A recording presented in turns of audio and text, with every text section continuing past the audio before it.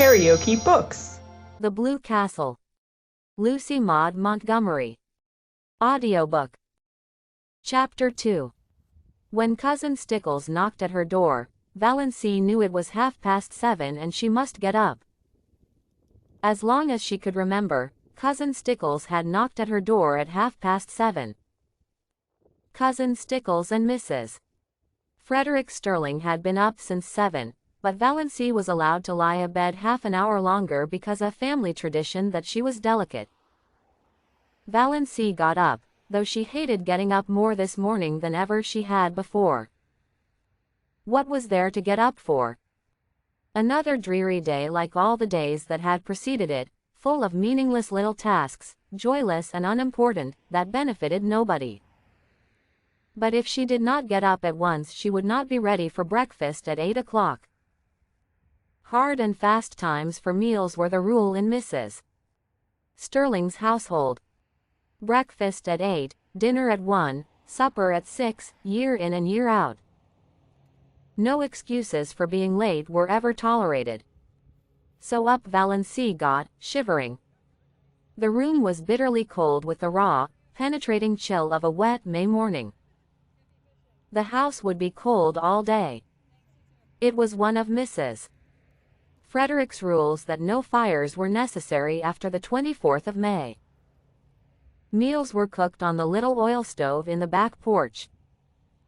And though May might be icy and October frost-bitten, no fires were lighted until the 21st of October by the calendar. On the 21st of October Mrs. Frederick began cooking over the kitchen range and lighted a fire in the sitting-room stove in the evenings. It was whispered about in the connection that the late Frederick Sterling had caught the cold which resulted in his death during Valency's first year of life because Mrs. Frederick would not have a fire on the 20th of October. She lighted it the next day, but that was a day too late for Frederick Sterling. Valency took off and hung up in the closet her nightdress of coarse, unbleached cotton, with high neck and long, tight sleeves. She put on undergarments of a similar nature, a dress of brown gingham, thick, black stockings and rubber-heeled boots. Of late years she had fallen into the habit of doing her hair with the shade of the window by the looking-glass pulled down. The lines on her face did not show so plainly then. But this morning she jerked the shade to the very top and looked at herself in the leprous mirror with a passionate determination to see herself as the world saw her. The result was rather dreadful. Even a beauty would have found that harsh, unsoftened sidelight trying. Valency saw straight black hair, short and thin, always lusterless despite the fact that she gave it 100 strokes of the brush, neither more nor less, every night of her life and faithfully rubbed Redfern's hair vigor into the roots, more lusterless than ever in its morning roughness. Fine, straight, black brows. A nose she had always felt was much too small even for her small, three-cornered, white face, a small, pale mouth that always fell open a trifle over little, pointed white teeth, a figure thin and flat-breasted, rather below the average height. She had somehow escaped the family high cheekbones, and her dark brown eyes, too soft and shadowy to be black, had a slant that was almost oriental. Apart from her eyes she was neither pretty nor ugly, just insignificant-looking, she concluded bitterly. How plain the lines around her eyes and mouth were in that merciless light. And never had her narrow, white face looked so narrow and so white. She did her hair in a pompadour. Pompadours had long gone out of fashion, but they had been in when Valency first put her hair up and Aunt Wellington had decided that she must always wear her hair so. It is the only way that becomes you. Your face is so small that you must add height to it by a pompadour effect, said Aunt Wellington, who always enunciated commonplaces as if uttering profound and important truths. Valency had hankered to do her hair pulled low on her forehead, with puffs above the ears, as Olive was wearing hers. But Aunt Wellington's dictum had such an effect on her that she never dared change her style of hairdressing again. But then, there were so many things Valency never dared do.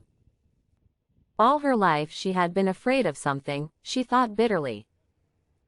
From the very dawn of recollection, when she had been so horribly afraid of the big black bear that lived, so Cousin Stickles told her, in the closet under the stairs. And I always will be, I know it, I can't help it. I don't know what it would be like not to be afraid of something. Afraid of her mother's sulky fits, afraid of offending Uncle Benjamin, afraid of becoming a target for Aunt Wellington's contempt, afraid of Aunt Isabel's biting comments, afraid of Uncle James's disapproval, afraid of offending the whole clan's opinions and prejudices, afraid of not keeping up appearances, afraid to say what she really thought of anything, afraid of poverty in her old age. Fear, fear, fear, she could never escape from it. It bound her and enmeshed her like a spider's web of steel. Only in her blue castle could she find temporary release. And this morning Valency could not believe she had a blue castle. She would never be able to find it again. 29, unmarried, undesired, what had she to do with the fairy-like chatelaine of the blue castle? She would cut such childish nonsense out of her life forever and face reality unflinchingly. She turned from her unfriendly mirror and looked out. The ugliness of the view always struck her like a blow. The ragged fence, the tumble-down old carriage shop in the next lot, plastered with crude, violently colored advertisements, the grimy railway station beyond, with the awful derelicts that were always hanging around it even at this early hour. In the pouring rain everything looked worse than usual, especially the beastly advertisement, "Keep that schoolgirl complexion."